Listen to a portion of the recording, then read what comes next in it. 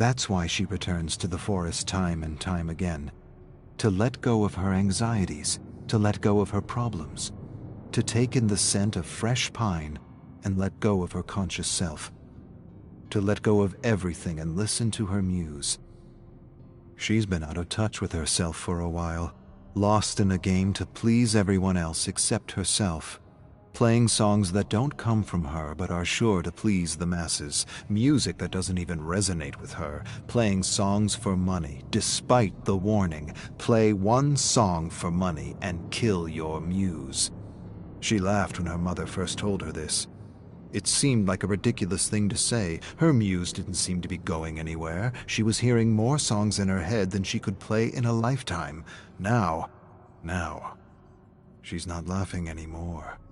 She's never felt so false and uninspired in her life, and more than ever she wants to reconnect with her music, her muse, herself. She closes her eyes and peels away the layers until her mind is empty and open to the great unknown. Kate strums her guitar freely, but nothing's coming to her. Just a dark, disturbing melody that's been returning to her every time she hits 0. A melody so unlike anything she's ever played that she doesn't know where the inspiration comes from. She's never played a tune so dark and yet so catchy. The harder she tries to push the ominous melody out of her mind, the stronger it gets, the more it demands to be written down. She wants the melody to stop, and yet it's all she hears around her, above her, below her, beside her, within her. One endless, foreboding melody, a melody that just isn't her. Or maybe it is her. Maybe the show pony routine has changed her, corrupted her, perhaps even crushed her, and if not her, the best part of her, her muse. She stops strumming, closes her eyes, pushes everything out of her mind, and begins a slow and patient countdown back to 0. She waits for an inspiration that never comes. Nothing except that lonely, ominous melody. The more she tries to strum something else, the louder it echoes in her mind. She stops for a long, silent moment, but the tune doesn't. She closes her eyes and tries to force it out of her mind, but it's not in her mind. It's coming from the cave. It can't be. She shakes her head. The tune fades as she returns to 0 and tries one last time to connect with her muse, her real muse, regretting all the paid gigs that drove her further and further from who she was, who she really was. She closes her eyes and counts down. 5, she relaxes her toes. 4, she relaxes her legs. 3, she relaxes her torso. 2, her hands. 1, her lips, her nose, her face. 0, she silences her thoughts.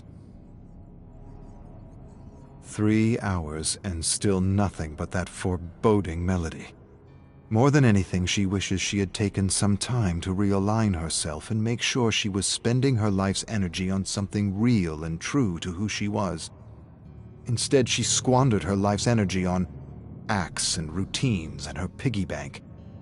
That wasn't supposed to happen. Not to her.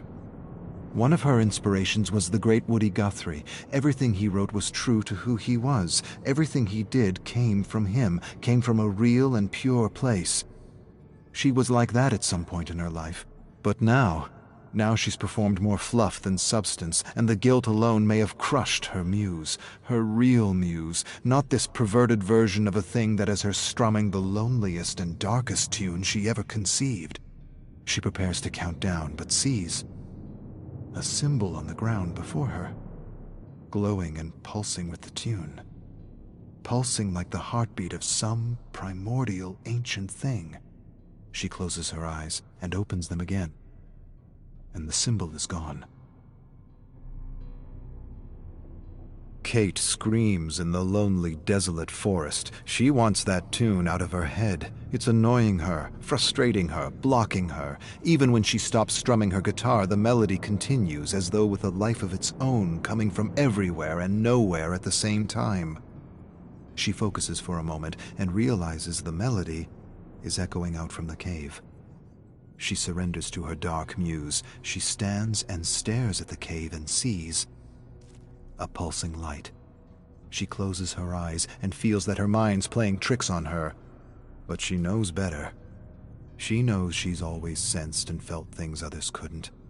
She once heard someone say that today's shamans are our artists, authors, and musicians, that unlike other people they are capable of accessing other thoughts, worlds, and ideas from otherworldly realms. She always had that ability, but never like this.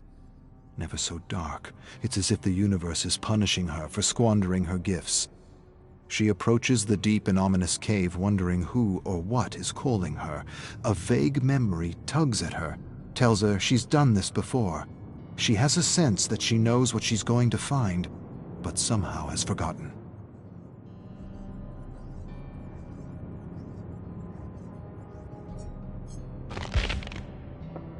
Dawn bleeds across the craters and trenches and into the devastated forest. Explosions tear the ground, mud rises and showers Anna.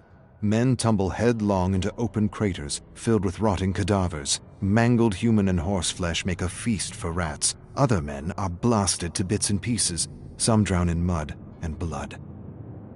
The brutal savagery of these human animals amuses Anna. She's never been so entertained. They are worse than hungry wolves fighting over a carcass. Some speak words she understands. Others speak words foreign to her ears. A pathetic scream like nothing she's heard suddenly startles her. She follows the source of the sound into the decimated forest, where she sees a small canvas tent and Russian soldiers guarding foreign prisoners. She watches them all evening. She watches horrified when they execute one of the horses for dinner. So much meat wasted due to sloppy butchery. After dinner, the Russians grab one of their foreign prisoners and crush his head with a shovel to pass the time. They laugh and make jokes. She watches them in the shadows and laughs silently. Not with them, at them. A shovel is clunky, the blows are awkward, the death messy. These men are neither fish nor meat. Her mother taught her better.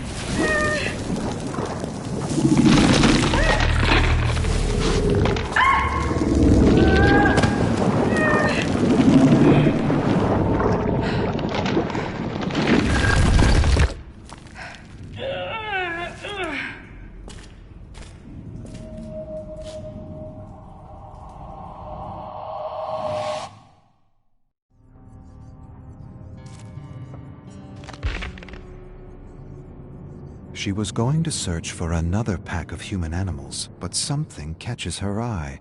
Something that reminds her of her father. Something perfect for her little Bushka. A gift.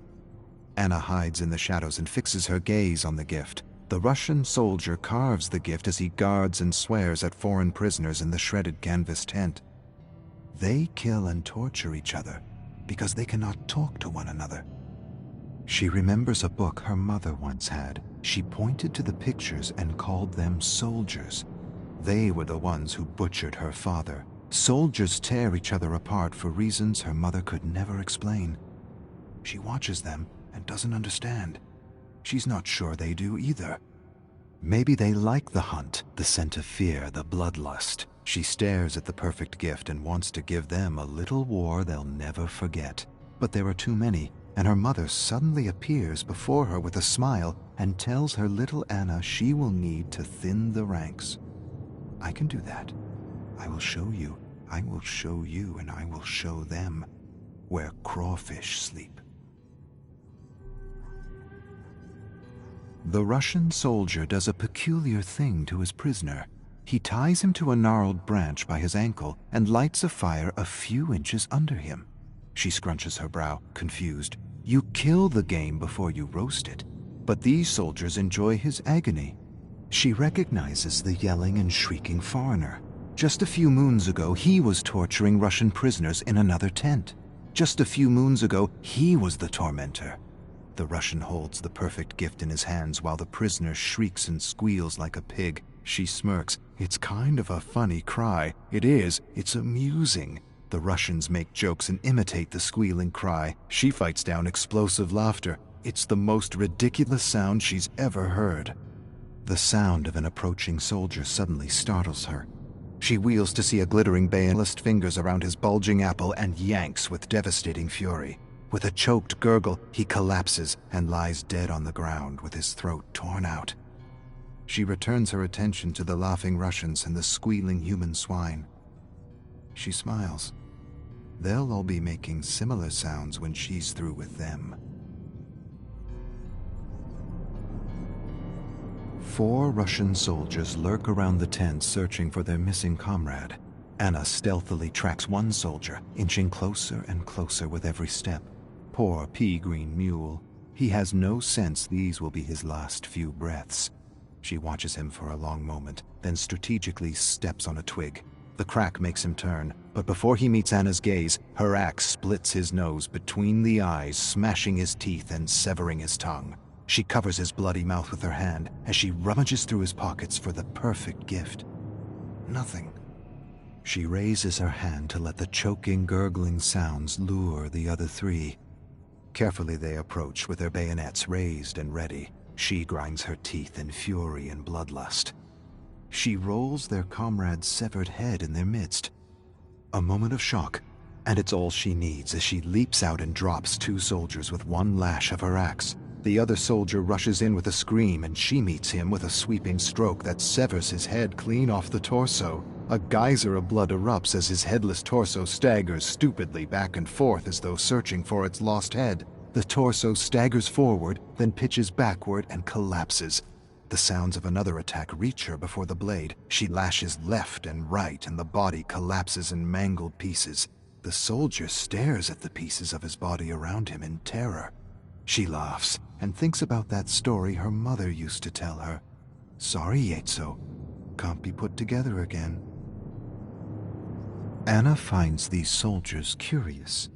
Where once the Russians and foreigners were roasting each other alive, they are now working together to survive her attacks. They are calling her a ghoul, a monster of the forest, saying she is a bodark. Together the soldiers dig pits and sabotage their camp. Anna toys with them. She's outnumbered, and she knows it. She weakens their senses by depriving them of sleep.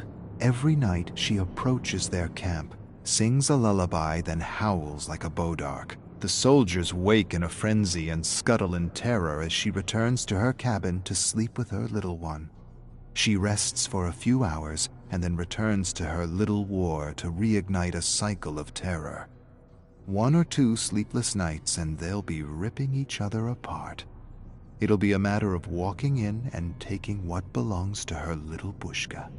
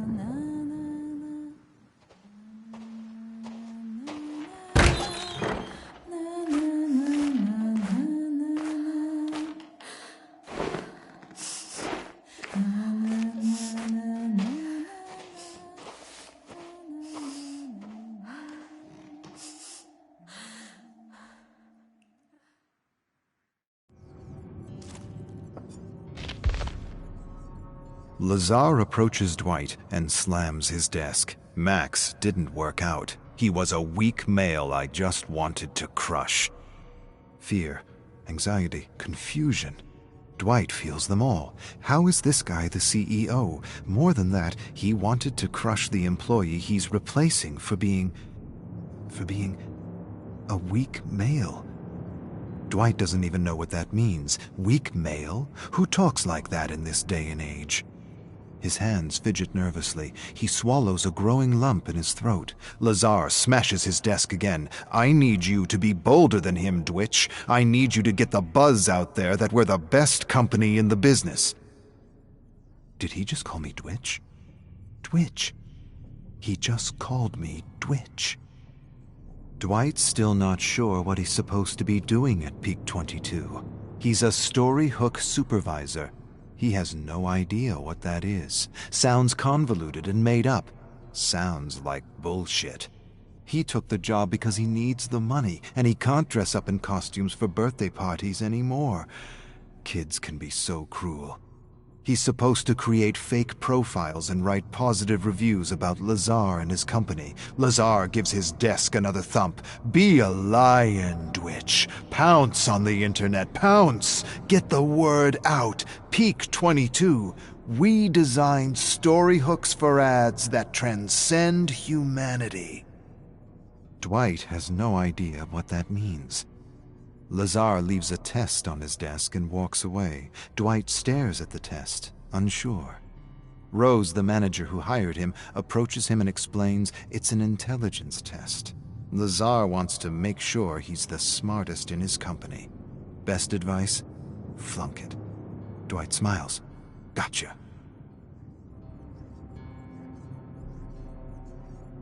Our thing is story hook advertising. Dwight cringes every time he hears story hook. Lazar's trying to be different just to be different. Most advertisements use stories to wrap a message in emotion. Just because you call it a story hook doesn't mean it's new, doesn't mean it's different. Story hook is a term used by high school English teachers. Rose laughs. Yes, but Lazar's an idiot, and he wants to feel like he created his own theory for his upcoming book. Dwight's eyes go wide. Book? What book? Rose laughs absurdly and explains. An autobiographic book, a guaranteed bestseller highlighting Lazar's new theory on creativity. But Lazar hasn't done anything yet. It's all smoke and mirrors. Rose laughs and corrects him. He's done one thing really well. He's burned through millions. Rose changes the subject and tells Dwight he needs to meet Lazar's ghostwriter for an interview. Make sure to shower praises about our naked emperor for his autobiography. Dwight approaches Rose. She isn't her usual jolly self. Dry tears line her cheek and her eyes are swollen. She tells him Lazar embarrassed her at a meeting when she refused to go along with his jokes at the expense of the sound designer's speech impediment.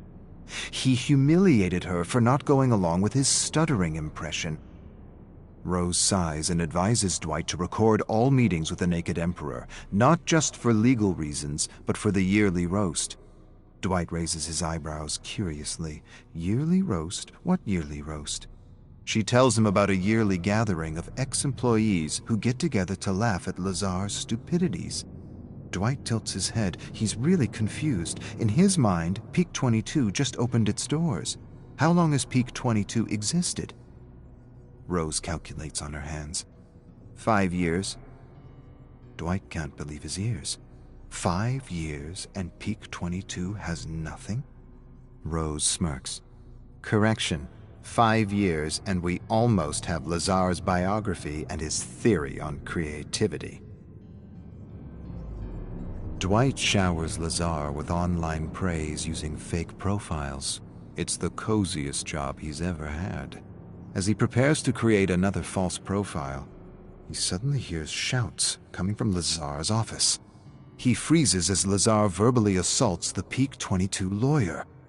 The lawyer is telling him Storyhook can't be registered. It's a concept in many high school textbooks. Lazar fires the lawyer on the spot. The lawyer promises he'll sue. Lazar doesn't care. He'll settle. He always settles. It isn't his money. And Dwight's heard he's got his benefactors eating out of the palm of his hands. He's already settled dozens of wrongful dismissals. Rose attempts to calm Lazar down, but he screams at her to mind her business. Dwight wants to help her, but he's never made so much money doing so little before. He likes making money doing nothing. But his hands are fidgeting, and his palms are getting damp and clammy. Hearing Lazar verbally abuse Rose is difficult to bear. He imagines all kinds of scenarios where he leaps from his desk to help her. Nervousness fills his bladder, and he leaps from his chair and rushes to the bathroom.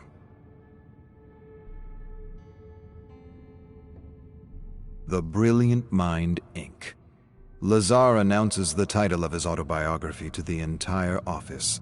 It feels like a joke, a bad joke, but it's not, and the studio is trying not to laugh at the naked emperor. Lazar hasn't done anything in the 5 years since he convinced a bunch of millionaires in his storyhook revolution. He doesn't even have one successful advertising campaign. They had a few clients in the beginning, but Lazar wanted to write and direct the commercials himself and made a mess of everything. Dwight suppresses a laugh. Rose claps when Lazar concludes his presentation. Amazing, paradigm-changing. How gracious of you to share the secrets of your success with the world. Everyone gets her sarcasm except Lazar. That's the thing about narcissists. They believe their own press release. Lazar turns his attention to Dwight. Dwitch, what do you think? Dwight suddenly feels the blood drain from his face. He echoes Rose. Amazing, paradigm-changing. How gracious of you to share the secrets of your success with the world. Lazar smiles. It's not about ego, Dwitch. It's about community and selflessness. Lazar screams at Rose because she can't find a publisher for The Brilliant Mind, Inc. Peak 22 has done nothing, and creating campaigns with a story hook isn't really paradigm-changing. The publishers think he's an idiot. Why is he saying story hook when he means story? Ads with a story with a story hook? Rose calms Lazar down. She suggests that they should self-publish. The idea silences Lazar. You're right. You're absolutely right. The publishing world isn't ready for my visionary ideas. Dwight sighs and finds it harder and harder to listen to his bullshit. Peak 22 is going nowhere fast. The company is having a hard time finding clients and recruiting with all the rumors of abuse. Lazar announces he has a solution for recruitment. He'll write a story hook recruitment campaign to attract the best employees. Hundreds will apply, thousands. Dwight doesn't understand. For what? Dwight still isn't sure if Peak 22 does anything other than enable a narcissist to do whatever he wants to whomever he wants.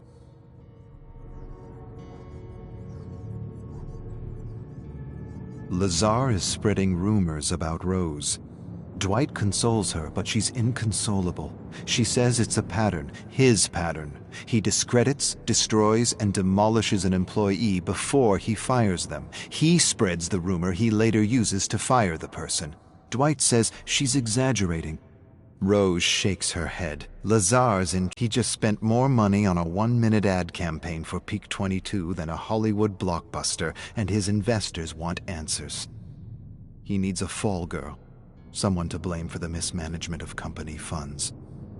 Dwight doesn't understand. She explains that Lazar's already left a trail of blood in his wake. The last 3 women in her position were all promoted and fired for Lazar's excesses and stupidities. Lazar has an upcoming meeting with his investors. She will be this year's patsy. Dwight gives her a skeptical look. She shakes her head. You'll see. He spends the money. A woman takes the fall. That's Lazar's idea of equal opportunity. Dwight stares in disbelief as Lazar asks Rose to present the advantages of storyhook advertising at an all-hands meeting. He interrupts her on every slide in front of everyone, then cancels the meeting. He acts as though it's the first time he's seen Rose's deck. He announces Rose has no idea what a storyhook is.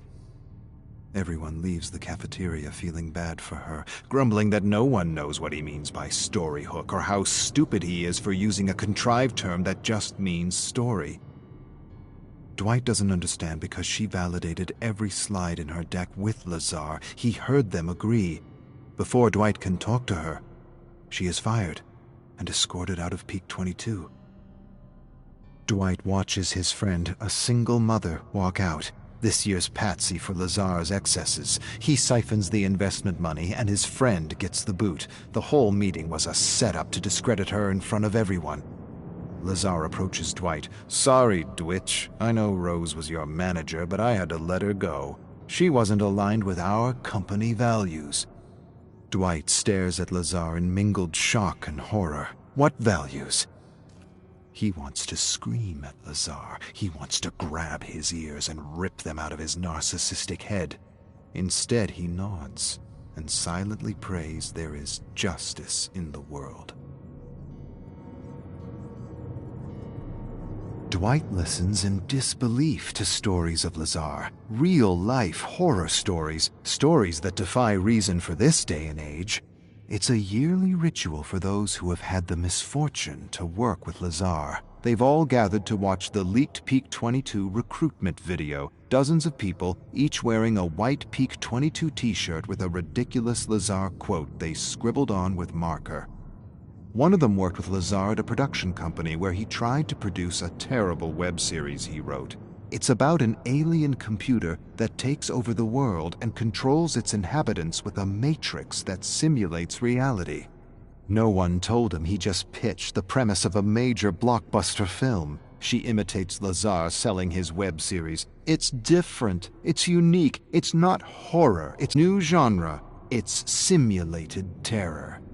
Lazar believed he had created the next big genre like cosmic horror. The writer shows a book written by Lazar, Simulated Terror, Guidelines for Writers in His New Genre. They all burst out laughing. Dwight laughs so hard it hurts. Who says story hook when they mean story, or simulated terror when they mean sci-fi? The stories of the Naked Emperor continue throughout the night, and Dwight is convinced there is no justice. Peak 22's ex-Storyhook supervisor talks about how Lazar called him a weak male for not wanting to cyberbully a blogger for using the term storyhook. He tells them about a harmless drug that makes people laugh absurdly at every little sound. He says if he was still working at Peak 22, he'd give Lazar a little taste of his own medicine. Others agree. That would be hilarious. Dwight likes the idea, likes it a lot. It might be that justice works in mysterious ways. He approaches Max. Tell me more about this harmless drug. Max hands Dwight a mix of his laughing drug. It will make him giggle and laugh so much he'll piss his pants. Pour it in his coffee right before his meeting, and you'll have a story hook unlike any other for next year's roast. Dwight smiles. He feels his heart pounding his chest. Rose will have justice. Everyone will. Dwight will teach this abuser that sometimes the little guy bites back. Inspired, he asks one of his colleagues to distract Lazar while he spikes his coffee. Another colleague listens to the plan and shakes her head skeptically. She isn't sure. She doesn't like this prank and cautions Dwight to think things through. I've got 2 kids, she says, and the last thing I want is for the investors to close down shop because he hallucinates or hurts someone. Dwight laughs. Don't worry. The most that will happen is he'll act like a donkey. Dwight lifts his chin proudly and reassures her no one will get hurt. He places his hand on her shoulder and feels like the leader he always knew he's been. Nothing bad will happen, or my name isn't Dwight.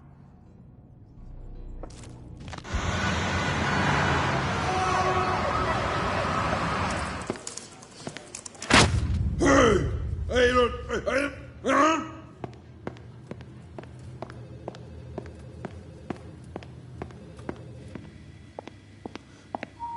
Hey, oh.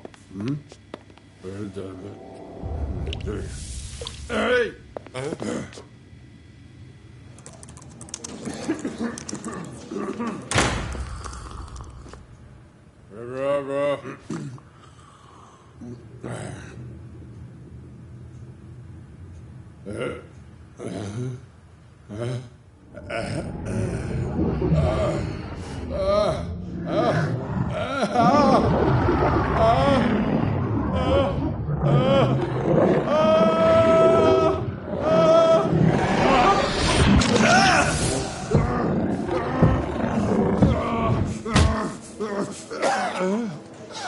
Hey.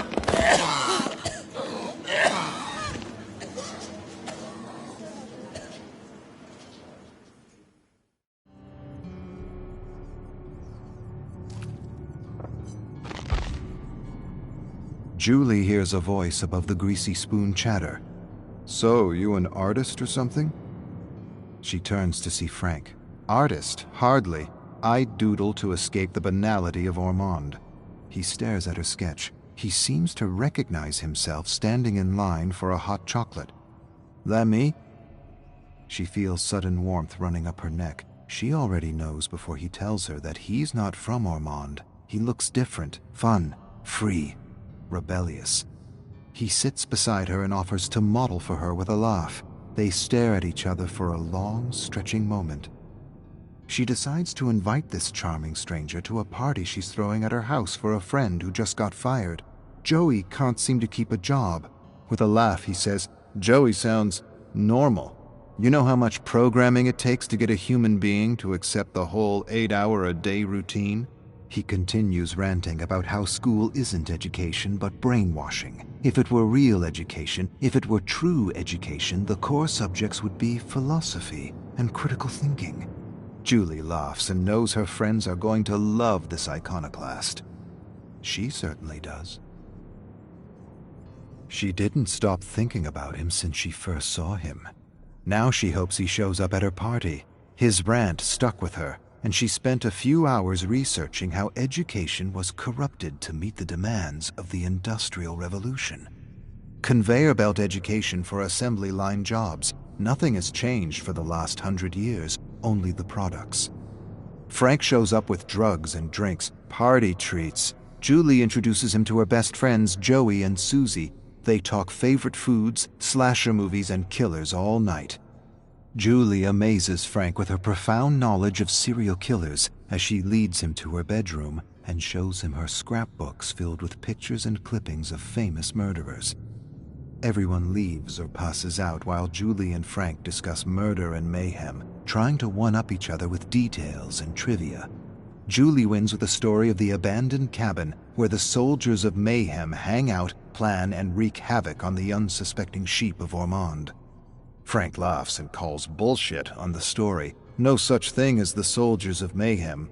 He read enough about Ormond to know that nothing of the sort happened at the resort cabin. Nothing but bad business and bankruptcy. Julie laughs. "This story, Frankie, happens in the future." She grabs a black felt marker and writes "Soldiers of Mayhem" on his white shirt. He smirks. "I like the idea, but I hate the name." Julie shrugs. "It's a work in progress." Julie feels alive with Frank. More than alive, complete. At first she thought he was an iconoclast rebel, but soon realized he just liked to argue and push buttons for fun. He thrilled as much as she did to smash beliefs and watch people unravel. Not just people, ugly people, he called them. It's the name he gave to those people who need to be right, who always need to be right. They were the easiest to push over the edge. Ormond was full of them, ugly people, entitled preps and politicians who would turn blue in the face if you challenged any of their beliefs. Julie hands Frank a ski mask. He gives her a curious look. "Tonight we all play a game. Whoever steals the most car emblems wins." Frank smirks. "Wins what?" She approaches Frank and whispers, "Whatever the winner wants." Frank quickly puts on his ski mask and rushes into the snow-covered streets of Ormond, searching for cars. More than love, more than passion, Julie feels Frank is her spiritual twin. She spent the whole night confiding her darkest desires to him, how she often wondered what it would be like to set fire to the entire town. Frank leans forward and tells her she can do anything she wants. She just has to know what she wants and build an image of herself doing what she wants in her mind. He continues to espouse some weed-induced theory about manipulating the world with thoughts and feelings. The clearer you are about what you want and the more focused you are in imagining it, the faster you rewire the world to your favor. Everyone stares at Frank for a long, dramatic moment. Then they burst out laughing in unison. Let's all just imagine buckets of money. Frank shakes his head. Money is dead on its own. Money doesn't inspire the world. Real passion and emotion does. See yourself doing what it is you want to do for the rest of your life with passion. Be clear and focused, and do not waver, and watch the world work in your favor. Another silence. Julie smirks. Frank nods seriously. She closes her eyes and imagines herself and her friends turning Ormond into their personal playpen. She opens her eyes. Julie and Frank wait for Joey and Susie at the old abandoned cabin. Of course, it had to be the cabin, the only exciting place in Ormond. Julie looks at the place. It needs some love. Joey and Susie are out messing with the sheep of Ormond as usual. They soon enter with a bunch of stop signs and laugh about the accidents they caused. No one dead, but some serious injuries, 6 to be precise. They snap some pictures to capture the moment. Joey then tells them he got a new job at the local hardware store. They all make bets on how long he'll keep this job. Julie appraises the space and has an idea. She'll decorate the walls with the emblems they pulled off the cars of Ormond. Everyone likes the idea. Joey adds he wants to hang the stop signs on the wall. Inspired by the small traffic accidents Joey and Susie engineered, Julie suggests another name for their little gang: the Marauders of Mayhem. Frank shakes his head and his eyebrows frown. Too tough on the tongue. Joey disagrees. I love it. All eyes turn to Susie. She shrugs. I agree with Frank. It's a mouthful. Julie and Susie enter the hardware store. Joey wants them to be quick. The owner will be back in 10 minutes. Frank tells him to stop panicking. They grab supplies for the cabin: paint, brushes, masks. A snow globe captures Frank's eyes. Joey tells him to leave it, says it's his boss's collector globe, the first snow globe for tourists when Ormond became a popular getaway for snowboarders and skiers. Frank scoffs and takes the globe anyway. Julie stares at Joey and shrugs. Whatever. The globe gives her an idea. She grabs a few generic Ormond globes for a personal project. The cabin is almost ready. Some finishing touches required, and Frank and Susie are hitting a few homes for supplies: toasters, pans, cutlery, TV, computer, linen, anything to make their refuge a little cozier. Julie stays behind refashioning generic Ormond globes with scenes of mayhem. Frank approaches her. Can I have one of those? She hands him a globe with 4 stick figures setting a snowman on fire. He says it should be a real person. Julie feels offended. He didn't see the detail. It is. Frank scrutinizes the globe and sees a stick man embedded in the fake snow. Nice. Julie imagines something crazy. In her mind's eye, she imagines herself killing someone with her friends. She has no other image, and no doubt, it's more than an image of a first kill. It's an image of her in a newspaper clipping. She makes Ormond exciting again with a series of murders. Her phone startles her. She answers. She hears his voice, and Frank tells her to meet him at the Ormond Majestic Theater. Why? What's playing? He doesn't answer. She gets in her second-hand sedan and drives through the blinding snowstorm to the theater. He graciously opens the door, helps her out. Joey and Susie are standing by the theater holding empty gas containers. Frank hands her a match. Please, do the honors. She strikes the match, watches the flame ignite strong, then it dwindles in the cold wind. Before it extinguishes, she flicks the burning match at the theater. A moment later, a massive fire erupts in the blinding snow. She stares at Frank, at the fire, at Joey and Susie, and she has this sudden crazy thought that Frank is right. Somehow the world is conspiring in her favor.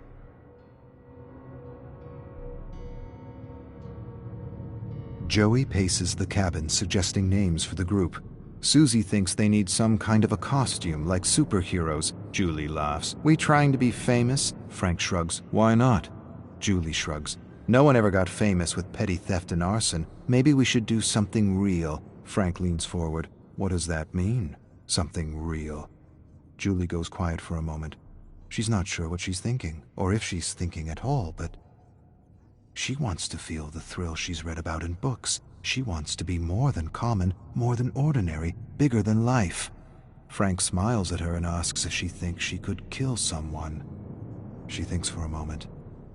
I could. Frank raises a skeptical eyebrow. After a moment, he says he probably couldn't really kill someone. Julie teases him. Not even for me? He shakes his head. Not even for you. And you? Would you kill for me? She echoes his bullshit answer. Never. He laughs and echoes her. Not even for me? Not even for you. Frank won the bet, and he's collecting. Joey didn't last a month at the new job. The owner accused him of stealing a chocolate bar, and now he paces the cabin hysterical. Of all the things, a chocolate bar he claims he never stole. The injustice of it all. Julie suggests payback. Let's break into the store, get some more supplies, set the whole place on fire to let Ormond feel the wrath of the Legion. Joey freezes when he hears the name. Frank raises a curious eyebrow and then nods approvingly. I like it. I like it a lot. She throws them generic masks. Plain, bland, unimpressive. The only thing we need now is a proper mask.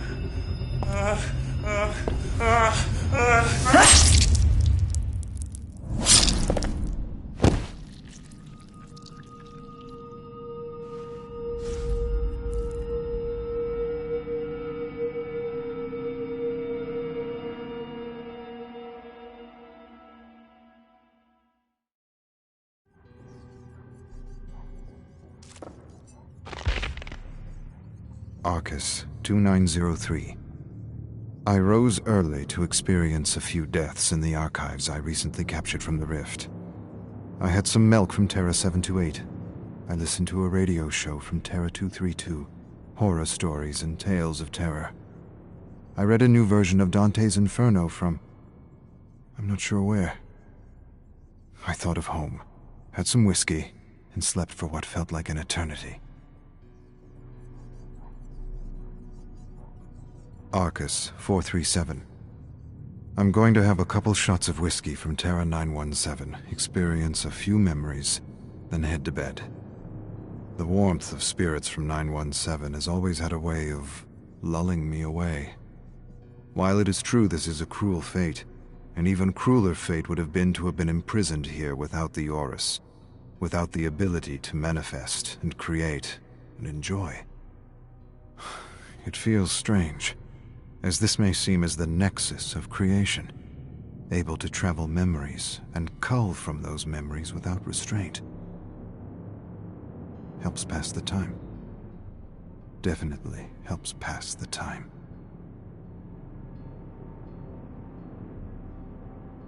Arcus 8875. It's always entertaining to watch a survivor try to escape with a femoral artery lacerated. Some victims actually get quite far before shock and cardiac arrest overwhelm them. They fight and struggle for life as if death were final. Perhaps this is the reason the entity wipes the slate clean with that death is real, gives weight and gravitas to the trial, to the experience. Otherwise, survivors won't care, wouldn't run, wouldn't feel. The fear of death is the pulse of life, and believing death is real gives emotion to the experience. It, in other words, feeds the entity. Arcus 1118. There's nothing like silence to drive you mad. I stared out into the endless ocean of black fog surrounding me and quickly realized how incredibly small and insignificant we are. Dread and despair soon overtook me, and I began to realize how arrogant we were back home to try to define and describe these living cosmic entities. We thought we had figured most out. We barely scratched the surface. Arcus 182. I have discovered structures within the realms of the entity that remind me of home. It is possible others from Terra Primus have found themselves marooned within the entity. These survivors could have with them knowledge to free me from this tower, and possibly ideas on how to escape this infernal dimension.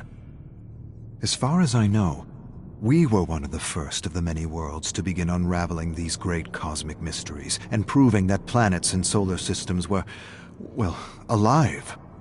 These discoveries led to entire paradigm shifts that unlocked for us our ability to travel from dimension to dimension. Where once we thought our knowledge was absolute, these discoveries showed us how little we actually knew about the world. Arcus 789. Emotion, passion, interest. They are the spark, the undefinable force that enables creation. You cannot manifest anything if you are not filled with emotion about it. The Orus was ridiculed because the council lacked understanding. This might be the whiskey ruminating, but art is not created by thought alone, but by thought and feeling working in harmony. Feeling is everything. Feeling is the most important aspect of bringing anything to life. It is the fuel that makes thought and intention reality. Arcus 968. Strange, luminous markings left in the trials for survivors and killers that help me navigate and study rifts with greater ease. Someone is trying to reach out to me. Tampering with the entity, using tricks to secure my attention, to let me know I'm not alone. To let me know I'm not the only one able to manifest within the entity. Yet the knowledge of living dimensions and ancients is knowledge few have developed amongst the infinite Terra worlds within the known galaxies. Arcus 571. Gut-wrenching shrieks echoing through the fog disturbed my sleep. I woke up, put on some slacks, clambered to the roof with some whiskey, and hit golf balls into the abyss. There's something about hitting iron and wood into oblivion that's calming, even therapeutic.